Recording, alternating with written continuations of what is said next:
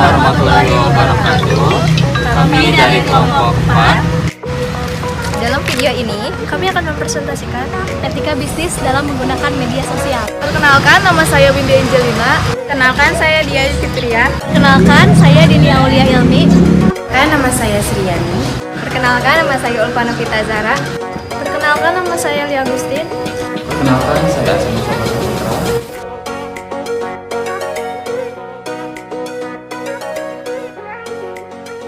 Perkembangan teknologi informasi dan komunikasi khususnya melalui media sosial seperti TikTok, Instagram, dan Facebook telah mengubah secara signifikan cara interaksi dan komunikasi yang terjadi dalam era digital.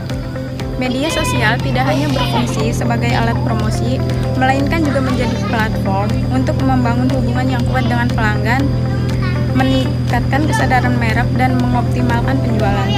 Dengan jangkauan yang luas, media sosial memberikan kemampuan untuk mencapai target dan membuka peluang baru untuk pertumbuhan bisnis. Perkembangan internet di Indonesia telah menjadi fenomena yang sangat penting di era industri 4.0 ini.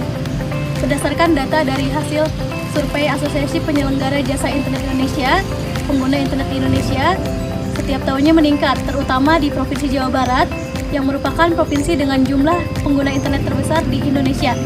Tercatat sebanyak 35,1 juta pengguna layanan internet di Provinsi Jawa Barat. Namun, bersamaan dengan peluang besar yang ditawarkan oleh media sosial, pelaku bisnis dalam konteks ini menjaga keseimbangan antara tujuan pemasaran dan tanggung jawab sosial serta moral menjadi hal yang sangat krusial. Beberapa kasus kontroversial terkait dengan penggunaan media sosial oleh bisnis, seperti penyalahgunaan data, penipuan, dan praktik-praktik bisnis yang merugikan konsumen, menunjukkan perlunya pedoman etika yang jelas. Dengan demikian, penting untuk mempertimbangkan dampak negatif dan kontroversi yang mungkin timbul akibat penggunaan media sosial. Dalam konteks bisnis, perlunya pedoman etika yang jelas menjadi semakin mendesak agar bisnis dapat memanfaatkan media sosial secara positif dan juga etis. Etika bisnis merupakan pemikiran tentang moralitas dari ekonomi dan juga bisnis. Moralitas itu sendiri merupakan aspek baik atau buruk, tercela atau terpuji dari perilaku manusia. Manfaat etika bisnis. Yang pertama, perusahaan mendapatkan citra baik dari konsumen. Yang kedua, citra perusahaan menjadi lebih baik. Yang ketiga, keuntungan perusahaan diperoleh. Prinsip etika bisnis: 1. Prinsip kejujuran, 2. Prinsip otonomi, 3. Prinsip keadilan, 4. Prinsip integritas moral, dan 5. Prinsip saling menguntungkan.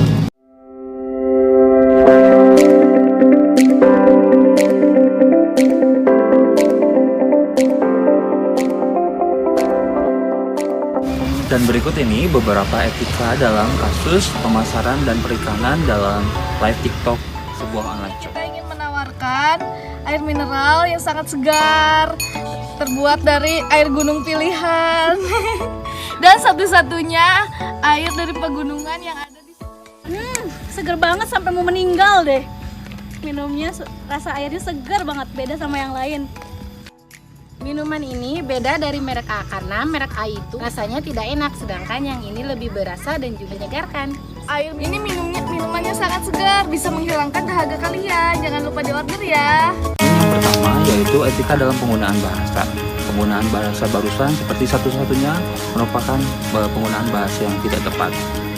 Poin yang kedua yaitu hiperbola, yaitu seperti melebih-lebihkan suatu barang. Poin yang ketiga yaitu menjelek-jelekan atau membanding-bandingkan suatu merek dagang A dan merek dagang B.